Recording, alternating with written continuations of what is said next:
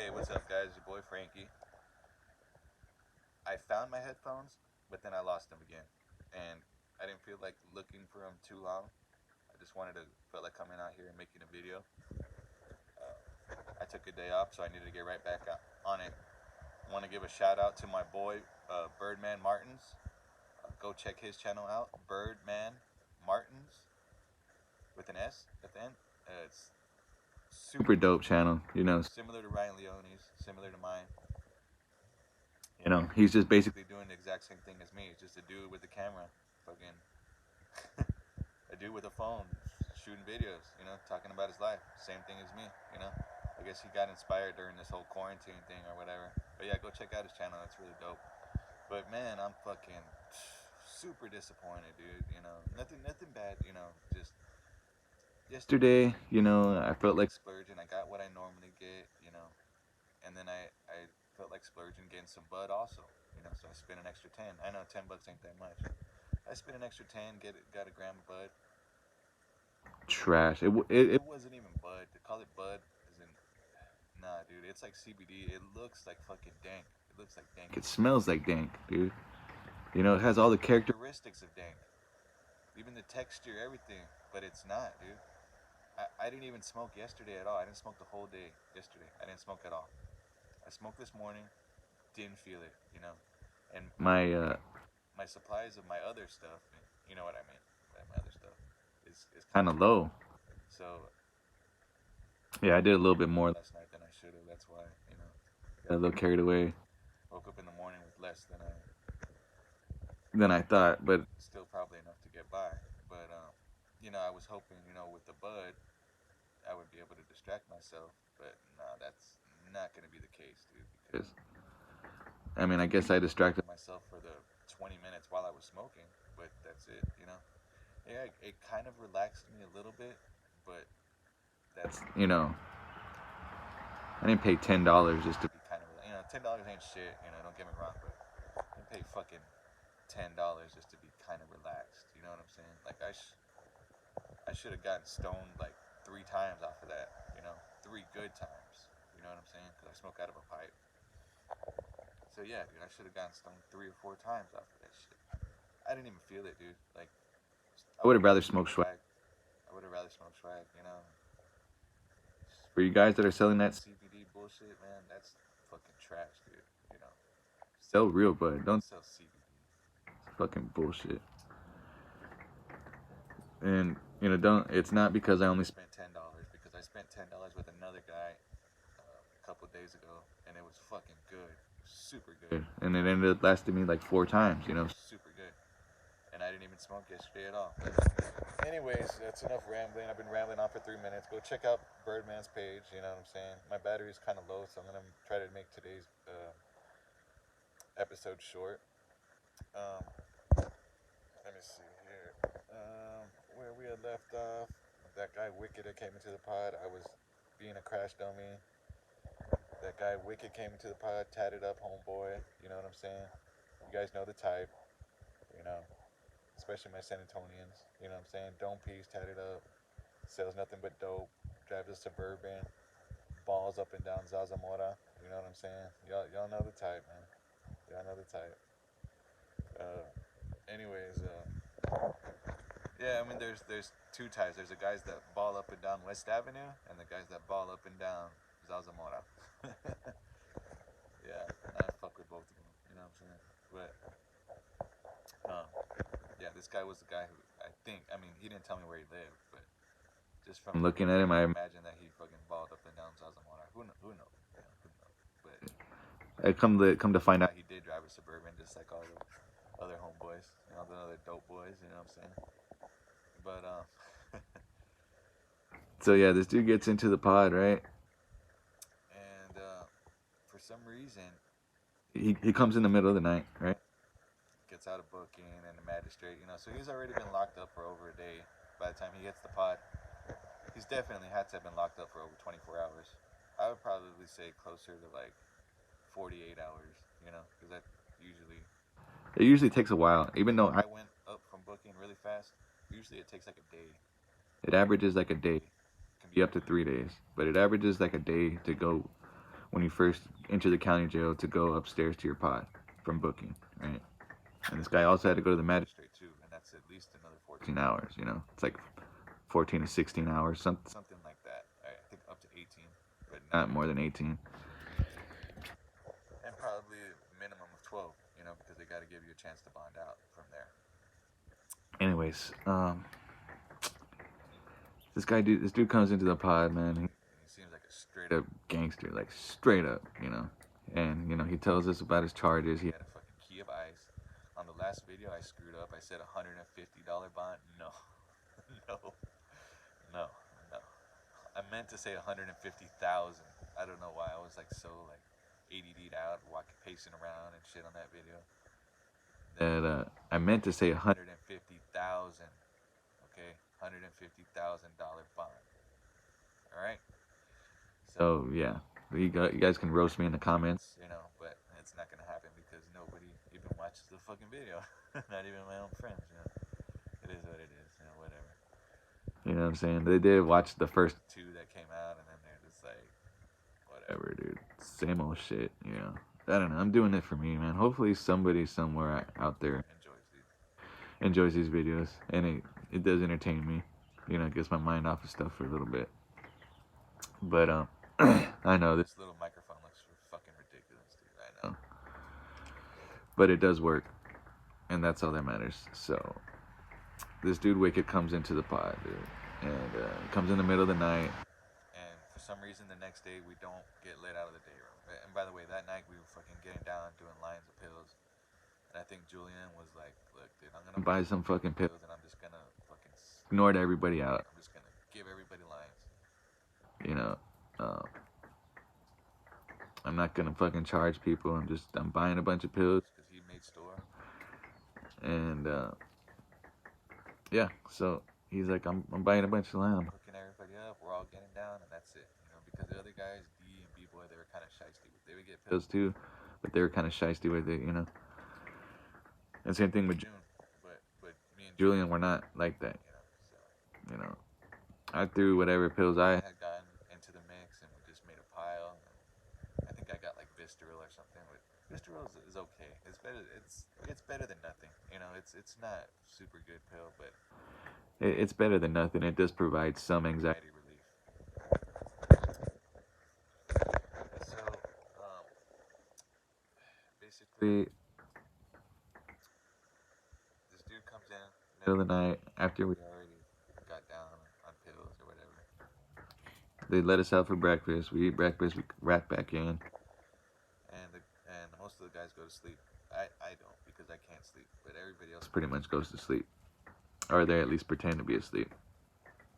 And for some reason, the next day, we don't get let out to the day room. The day room just never opens up in the morning, and we don't really know why. But we think it was like fights in the annex or something because we didn't really hear any codes over the intercom. You know, they'll yell intercom like code 2, code 2, code 2, Charlie Alpha, code 2, Charlie Alpha, and that's CA pod, you know, or CD pod, or you know, whichever. All the pods went by letters in the main jail, so they would yell out, you know, wherever there was a code 2, they would yell out the unit. Or if it was in the kitchen, they would be like code 2 kitchen, code 2 kitchen, or wherever, you know, law library, whatever. And you would hear it over the intercom, but we didn't hear anything over the intercom, I don't think. Or maybe we did hear like one code 2, but that's not enough to lock it. You know, I can't remember honestly, but the theory in the 8-man tank that I was in was that there was fights in the annex, and that's why they locked it down. Which I don't know. I don't even know if that's true that they do that. I don't think they do, because we don't hear announcements in the annex from the main jail, and vice versa. You don't hear annex announcements. You don't hear main jail announcements in the annex. You don't hear annex announcements in the main jail. You know, they're practically 2 separate entities, practically, but not that they're not. All right.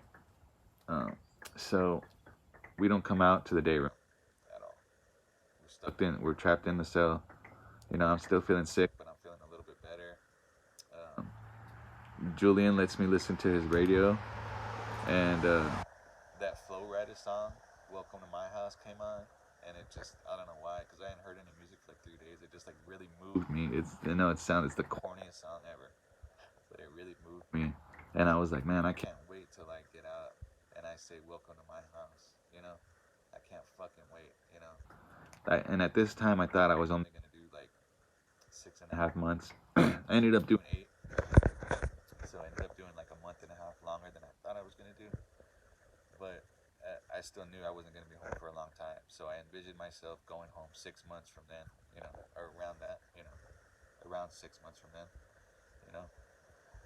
And I imagine going home and thinking, man, you know, it's gonna be so awesome when I go home. You know, I'm gonna be singing that song "Welcome to My House" because it's like about people coming to his house and having a party or whatever. And it just moved me because you know I wasn't at my house and that's where I wanted to be. You know, that's where I wanted to be more than anybody.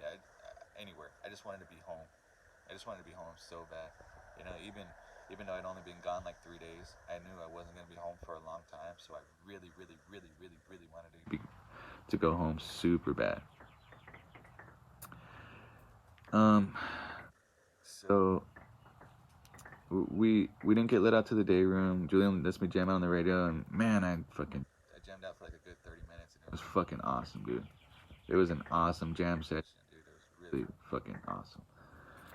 It took my mind off of everything, dude. Just being able to listen to that radio for those 30 minutes, man. It was like I was high or something, dude. It was fucking awesome. And I always appreciated him for letting me borrow the radio at that time. You know, I always did. Whenever he would ask me later on in our bid to use my radio, I almost always let him use it just because of that. Because he ended up dropping it. Like, his radio only lasted him like a month or something. Mine lasted me almost my whole fucking bid. I think I got it, like, I got my radio after I was there for a month, I think. Yeah, I think I got it after I was there for like a month. And it ended up lasting me the whole rest of so it lasted me like 7 months, dude. Yeah, it lasted me like 7 months. So I didn't have a radio the first month I was there, but the last 7 I did, and it lasted me the whole time. The only thing that broke was like the little back that holds the batteries in that you can take out. But anyways, it's in a that radio saved me, man. That radio saved my life. So this guy, we're locked in a cell, so we have nothing to do but talk, right? And this guy, Wicked, you know, I described him to y'all. He's talking about how big he was doing it in the free world, right? And he told us this story about how he got hit up, right? First of all, he says he never served anybody out of his house, or if he did serve somebody out of his house, it was super rare, and it was always like played off. Like, it was always like somebody would spend at least 30 minutes over there, so it didn't look like he just served him up and got him out. But he said that was like extremely rare. Like, maybe once a month he would have like one of his homeboys over, and he would serve him up, but he would always like they would always stay and smoke blunts together and shit. So it wasn't like, you know, in and out, and it didn't look obvious, and he wasn't having traffic at his house. And this guy is basically a plug's plug, right? So, like, you know, there's a drug user like me, then they have a dealer. This guy was above their dealer. You know, this guy was a dealer's dealer. You know what I'm saying? And so I think what he would do was he had like 10. He didn't get quite into this detail, but this is just what I'm suspecting. He had probably had like 10, maybe 12 customers who were also dealers who he trusted, and he would drive to wherever they lived and serve them up, you know, or he would have them meet him somewhere, or either that, or he would have somebody take it to them.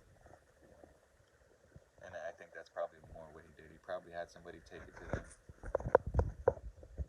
You know, you can have somebody take it fucking $25, and somebody will go do it. You know what I'm saying? Especially if you provide the car, or you throw them gas money too, or something. People will take anything for like $25 just to get well. You know what I'm saying? Sorry, I forgot the camera. It's $25. He ain't sweating $25. You know what I'm saying? So believe me, he probably didn't give him cash. He probably gave him out of his stash, so it cost him even less than that. You know. But so he never has anybody over at his house, right? That's the most important thing you need to know about this, right? And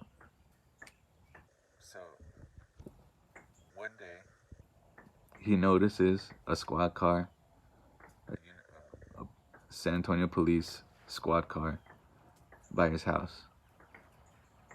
And I want to say he said it was like posted by his house for a little bit, but he didn't like what he saw, right? He saw that, and then he saw it pass by again later. So he didn't like that, you know. And so what he does is he gets his work and he puts it in his attic. He puts it in his attic and gets out of his attic, and he thinks about cutting down that little string to the pull down attic door, but he ends up not cutting it, right? And this would end up being his downfall. So another day passes, you know. He kind of thinks everything's cool, you know, but he's still leaving his stuff in the attic. His chick gets out of the shower. He's laying on the bed smoking a blunt, right? His grandpa's in the other room. His kids in another room, you know. And I'm sure this guy was a dope boy, and I'm sure he had a fine ass chola chick. You know what I'm saying? I'm sure she was fucking bad, because they all have bad chicks. Every single one of those dope boys that drive the Suburban, they all have bad chicks, dude. And so I'm sure she was bad. But he said she just got out of the shower, and he was hitting that blunt. She went and sat next to him. You know, he started playing with her pussy. You know, reaching her hand down her panties and playing with her pussy and shit. Right when he starts playing with her pussy, wham! The fucking door gets slammed open, bro. He's got the blunt sparked, and he's got his little stash of weed next to him. And I don't think he was even selling weed. I think he was just smoking it. But so he had like a little personal stash that he would smoke, you know. And maybe he sold a little bit too. I don't know. I really don't know, you know. But I think he said he had 2 to 4 ounces, which is still a misdemeanor. I want to say that's what he said, but I'm not 100% sure. It could have been 0 to 2, because it was just his stash of dro for him to smoke, you know. That's near him, but he's not really worried about that. He hears the door, wham, open. He already knows what time it is, you know what I'm saying? He hits the floor. His chick hits the floor too. And about 30... Sorry, I'm gonna let these cars pass. So he hits the floor. His chick hits the floor too. And about 30 detectives come running in his house, right? 30 detectives come running in his house. And they're tearing the house apart. Up in his attic, he's got a key of ice and 11 ounces of blended heroin. But they can't find him because they're searching his house and shit. They find his little bit of weed, you know what I'm saying? But that ain't shit, you know. He's not on parole or nothing, you know what I'm saying, on probation. But I'm sure he's handcuffed for the weed, and, you know, they can't find nothing, so they're probably planning on just booking him for that, you know. So I'm gonna move over here. Yeah, it should be good. Seat's a little wet, but I'll be okay. Alright, I don't know why I randomly moved in the middle of my story, but I just did, so fuck it.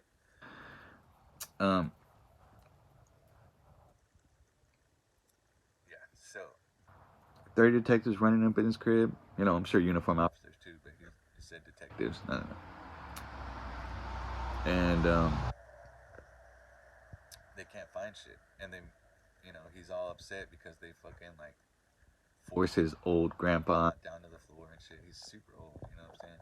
Wicked himself was already old, you know. He was already like 40, you know. So his grandpa was probably like, you know what I'm saying, like 80 or something, you know. So they force his old ass grandpa onto the ground and shit. I don't know. I hope they didn't handcuff his grandpa too. It wouldn't surprise me. He didn't go into that detail, but he was very concerned for his grandpa. He said, because they're running in there, they're throwing people on the ground, they're throwing, you know, they're just super aggressive when they come in, you know.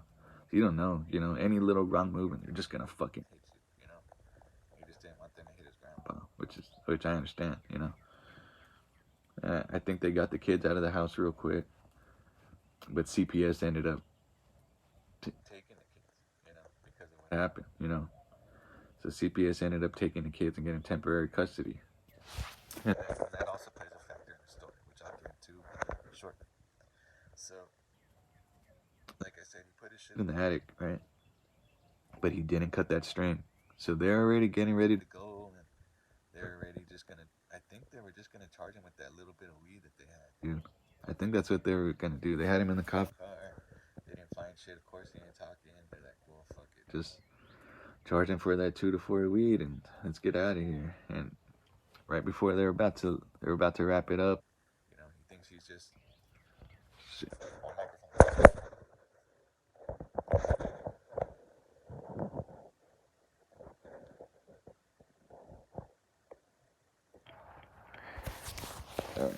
He thinks he's just gonna get booked on that misdemeanor. You know, I think it was two. I want to say it was 2 to 4 ounces. You know, which that's enough for people to sell weed. You know, it was dro, so that's enough for people to sell weed. You know what I'm saying? But he just had that as his fucking personal. I think. You know, because I don't really picture him selling less than that, unless maybe he was selling ounces of weed. You know. Also, and that's just what he had left. Or who knows? Who knows? Because he was pretty much selling everything. He was selling a lot of shit. But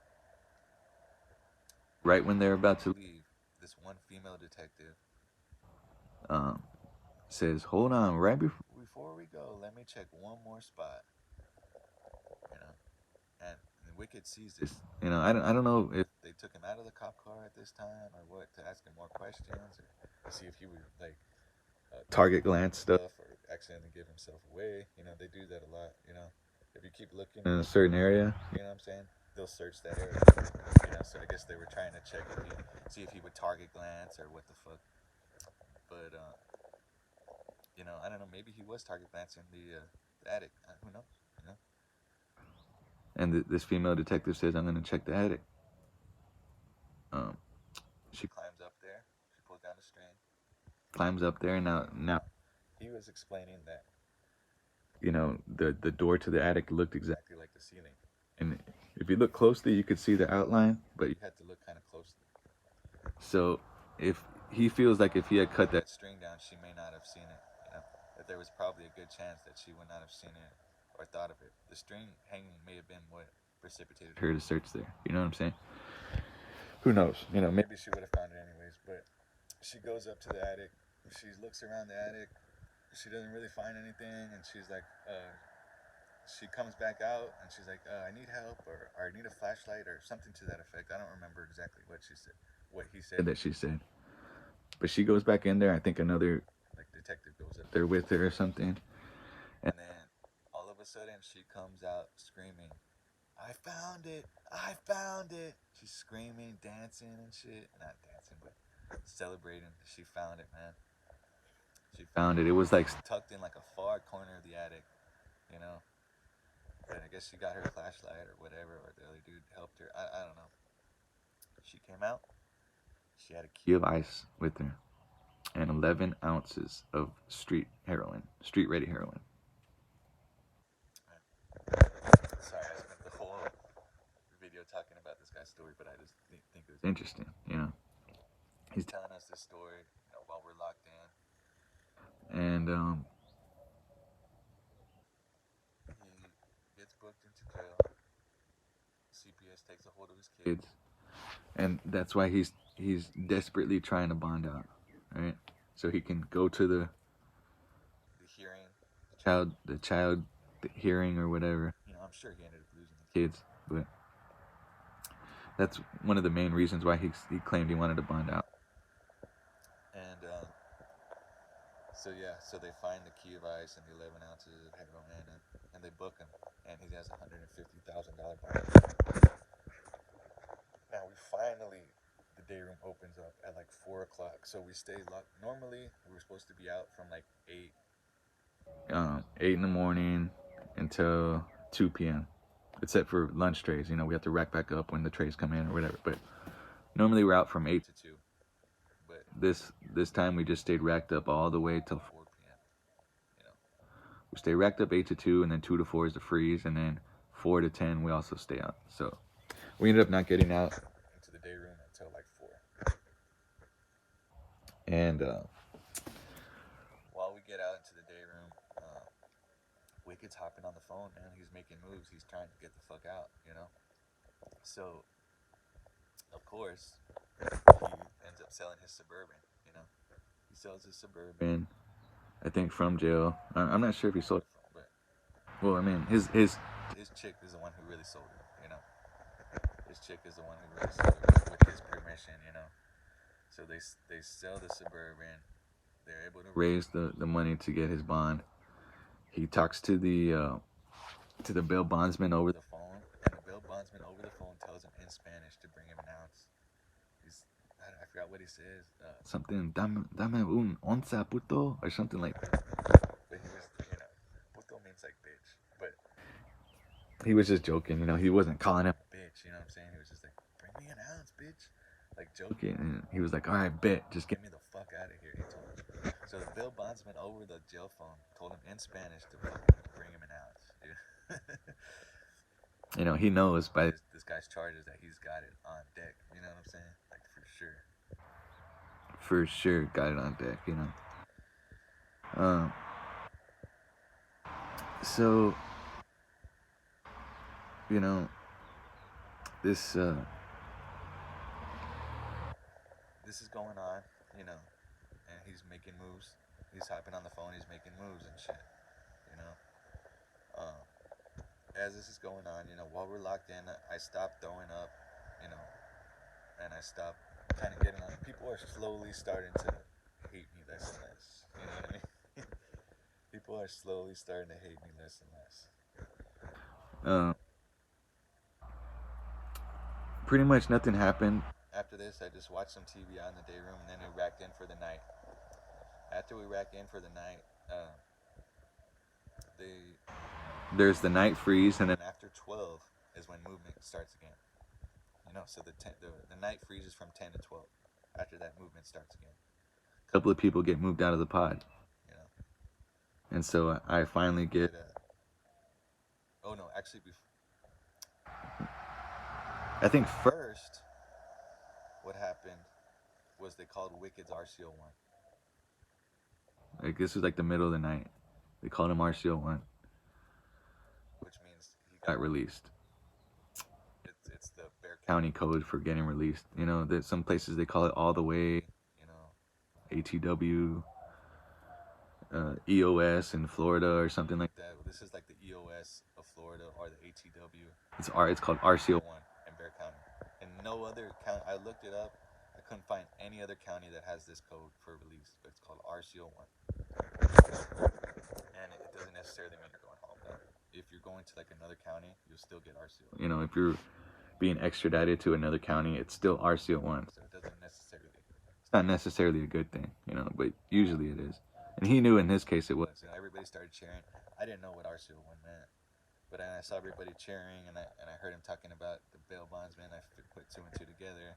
Oh shit, he's getting released. You know, he got released. Like an hour later, they move a couple people.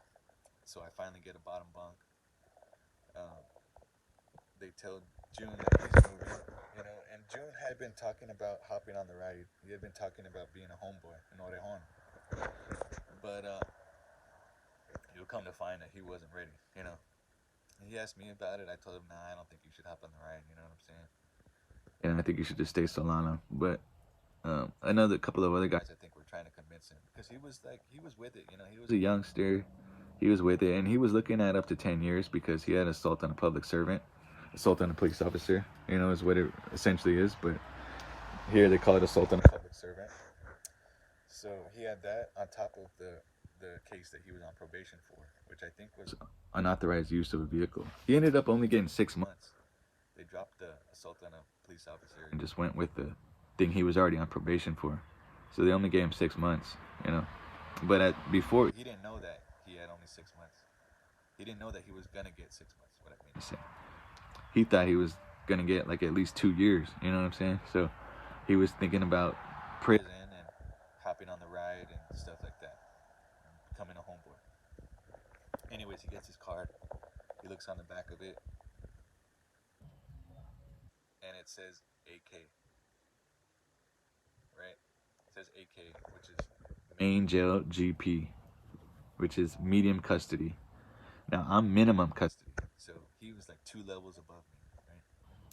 And he comes back to D, and I think Julian will remember this. My boy Julian, I want to hear. You know, he probably is not even gonna watch the video, but if he does, Julian, comment and let me know if you remember this. June got all scared. He was like, what do I do if they try to quota check me? What do I do if they try to quota check me? He was out in the day room.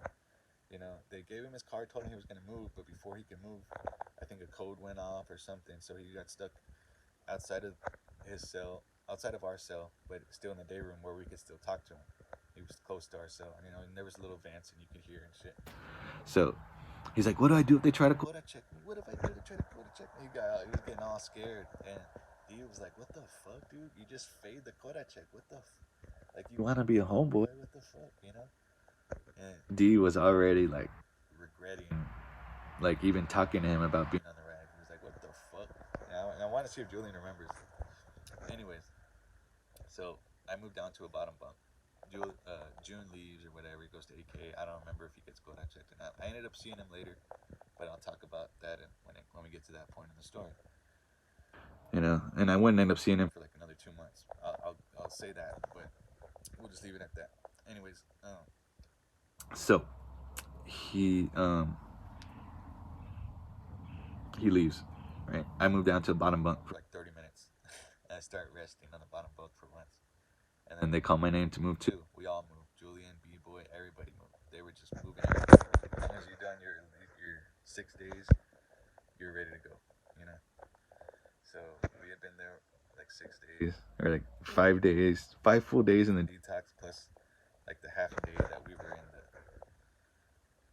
the booking, you know? So we've already been in the detox pod for 5 full days. So it's, you know, they need to make room for more people. So they moved us to minimum custody, trustee pod, you know? At least, yeah. At least me, D, B-Boy, Julian. Beto also got moved to minimum custody, but he got moved to a different pod for some reason. He wasn't in our same pod. He was also minimum custody. I know, you know, if Wicked would have stayed, he would have not have been. He would have been like main jail GP for sure, you know, with June. Medium custody. But, so, they call my name to move. I look on the back of my card, and it says AA. And for some reason, I moved at a different time than the rest of the guys. So they had already left. And then it was just me. I moved by myself. I didn't even know what floor it was on or nothing. They told me it's the second floor. You know, and I walk into the pod on the second floor, and it's huge, man. It's a huge fucking pod. 67-man pod, dude. Huge, dude. And like when I walked into that pod, that big ass pod, that's when I really felt like I was in jail, you know. That shit was huge. And there were cells everywhere. They told me where my cell was. It was up on the second tier, 29 cell.